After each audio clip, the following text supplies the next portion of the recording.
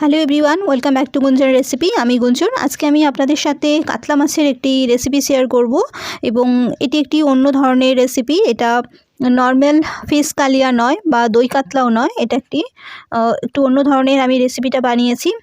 তাই অবশ্যই আপনারা ভিডিওটা লাস্ট অবধি দেখবেন এবং আপনি যদি আমার চ্যানেলে প্রথম এসে থাকেন অবশ্যই আমার চ্যানেলটাকে সাবস্ক্রাইব করে পাশে থাকা বেল আইকনটা অবশ্যই প্রেস করবেন।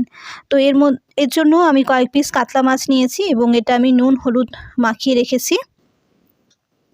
এবং এই রেসিপিটা করার জন্য আমি পিস অংশগুলোই ব্যবহার করব মাছের, এবং তার জন্য আমি মাছগুলো আমি ভেজে নিচ্ছি। এটা মিডিয়ামভাবেই আমি মাছগুলো ভেজে নেব, খুব কড়াও করব না আবার খুব কাঁচাও রাখবো না। তো ফোড়নের জন্য আমি শুকনো লঙ্কা এবং কালো জিরে নিয়েছি এবং একটা পেঁয়াজকে কুচি করে নিয়েছি, একটা টমেটোকে কুচি করে নিয়েছি। এবার মাছের ভাজা তেলের মধ্যেই আমি ফোড়ন এবং শুকনো লঙ্কাটা দিলাম। এবার এর মধ্যে পেঁয়াজ কুচি এবং টমেটোটাও দিয়ে নেব।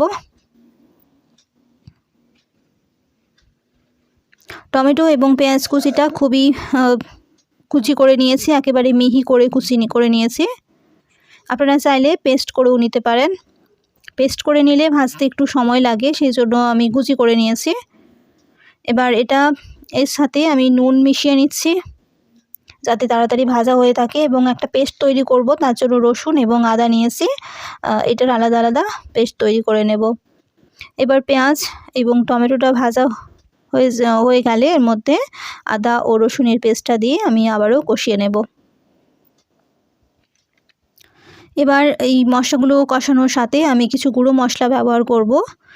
সবগুলোই আমি হাফ চামচ করে নিয়েছি। কাশ্মীরি লঙ্কার গুঁড়ো, ধনে গুঁড়ো, হলুদ গুঁড়ো, লঙ্কা গুঁড়ো, চিনি, নুন সব হাফ চামচ করে নিয়েছি এই মশলাটা।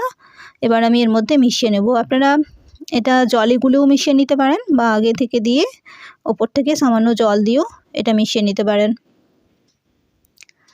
এবার মশলাটা খুব ভালোভাবে কষিয়ে নেব আমি।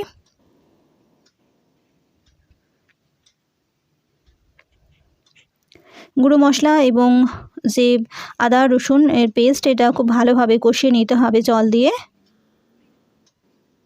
মশলাটা কষানোর উপরই এর কিন্তু টেস্ট ডিপেন্ড করে, তাই অবশ্যই কিন্তু এটা জল দিয়ে খুব ভালো করে কষিয়ে নিতে হবে। এটা উপর থেকে তেল ভেসে এসেছে, অর্ধেকটা কষানো হয়ে গেছে, তবে আরও একটু কষিয়ে নিতে হবে। মশলাটা কষানোর পরেই কিন্তু এর মধ্যে টক দইটা মেশাবেন, নাহলে কিন্তু টক দইটা কেটে যেতে পারে। 2 চামচের মতো আমি টক দই নিয়েছি। এবার এটা খুব ভালোভাবে কষিয়ে নেব। টক দইটা দেওয়ার পরে কিন্তু অনবরত এটা নাড়তে হবে, নয়তো একটা কেটে যাওয়ার মতো হয়ে যায়, সেটা দেখতে ভালো লাগে না। সেই জন্য এটা কিন্তু অনবরত নাড়তে হবে এবং মশলাটাকে কষিয়ে নিতে হবে। এখানে টক দইটা কিন্তু আমি সামান্য ব্যবহার করেছি। আপনারা যদি দই কাতলা করেন সেক্ষেত্রে 1 কাপের মতো টক দই দিতে হবে, আর যদি এইভাবে আপনারা রেসিপিটা করেন তাতে সামান্য কিন্তু দইয়ের প্রয়োজন হয়, বা আপনারা দইটা নাও দিতে পারেন, অসুবিধে নেই।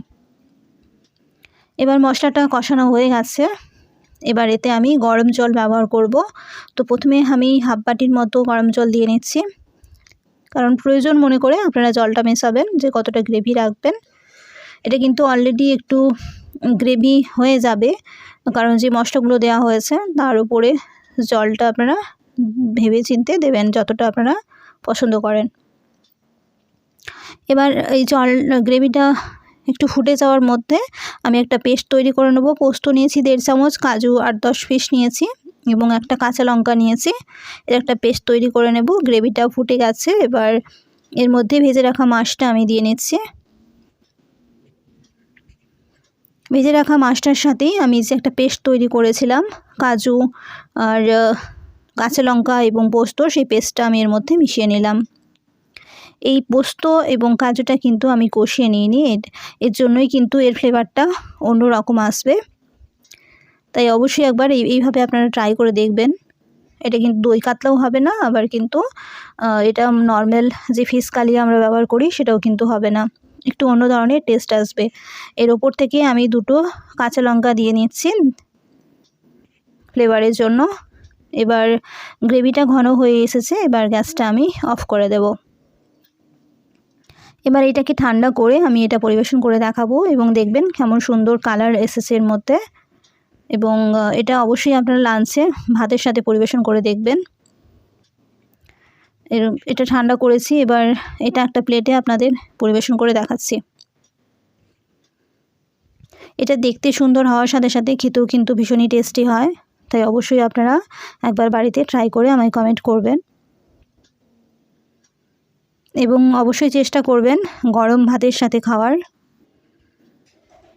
কারণ গরম ভাতে এই ধরনের ফিশের রেসিপি ভীষণ ভালো লাগে। আর বাঙালিরা তো ফিশ এমনিতেই ভীষণ পছন্দ করেন, তাই অবশ্যই ট্রাই করে আমায় একটা কমেন্ট করবেন রেসিপিটা আপনাদের কেমন লেগেছে। এই ধরনের ফিশ রেসিপি আমার চ্যানেলে অনেক আপলোড করা আছে, তাই অবশ্যই আপনারা সেই রেসিপিগুলো দেখার জন্য আমার চ্যানেলের প্লেলিস্টটা একটু চেক করবেন। আমি ওপর থেকে 1 পিস 2 পিস ধনেপাতা দিচ্ছি, কারণ এর ফ্লেভারটা এমনিতেই ভীষণই টেস্টি আসে, তাই ধনেপাতার খুব বেশি আমি দিলাম না, আপনারা চাইলে দিতে পারেন। তো অবশ্যই আমার চ্যানেলটাকে সাবস্ক্রাইব করবেন এবং প্লিজ লাইক, শেয়ার এবং কমেন্ট করবেন কেমন লাগছে ভিডিওগুলো আপনাদের। আমি আমার চ্যানেলে রেগুলার, আমার দুটো চ্যানেলেই কুকিং চ্যানেলে রেগুলার ভিডিও আপলোড করছি। প্লিজ আপনারা একটু সাবস্ক্রাইব করুন এবং লাইক ও শেয়ার করুন, যাতে আমি নিত্য নতুন ভিডিও আপনাদের জন্য আরও বানাতে পারি। তো আজকের মতো ভিডিওটা আমি এখানেই শেষ করছি। Thanks for watching, see you again.